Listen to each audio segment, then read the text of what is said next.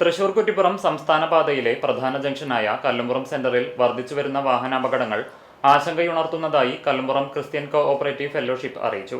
അപകടങ്ങൾ ഒഴിവാക്കാൻ അടിയന്തര സുരക്ഷാ നടപടികൾ സ്വീകരിക്കണമെന്നാവശ്യപ്പെട്ട് ജില്ലാ കളക്ടർ, പൊതുമരാമത്ത് വകുപ്പ്, ദേശീയപാത അധികൃതർ, MLA, ട്രാൻസ്പോർട്ട് കമ്മീഷണർ എന്നിവർക്ക് സംഘടന നിവേദനം നൽകി.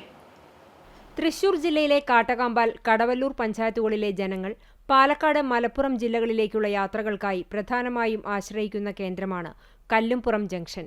ദിനംപ്രതി നൂറുകണക്കിന് വാഹനങ്ങളും കാൽനടയാത്രക്കാരും കടന്നുപോകുന്ന ഇവിടെ സമീപകാലത്ത് തുടർച്ചയായി അപകടങ്ങൾ സംഭവിക്കുന്നതായി പരാതിയിൽ ചൂണ്ടിക്കാട്ടി. അനിയന്ത്രിതമായ വാഹനത്തിരക്ക്, മതിയായ മുന്നറിയിപ്പ് സംവിധാനങ്ങളുടെയും ട്രാഫിക് നിയന്ത്രണങ്ങളുടെയും അഭാവം എന്നിവയാണ് അപകടങ്ങൾ വർദ്ധിക്കാൻ കാരണമെന്നാണ് നാട്ടുകാർ ചൂണ്ടിക്കാട്ടുന്നത്. അപകട സാധ്യത കുറയ്ക്കാൻ ട്രാഫിക് സിഗ്നൽ, സ്പീഡ് നിയന്ത്രണ സംവിധാനങ്ങൾ, മുന്നറിയിപ്പ് ബോർഡുകൾ, തെരുവു വിളക്കുകൾ എന്നിവ ഉൾപ്പെടെയുള്ള സുരക്ഷാ ക്രമീകരണങ്ങൾ അടിയന്തരമായി നടപ്പാക്കണമെന്ന് KCCF ആവശ്യപ്പെട്ടു.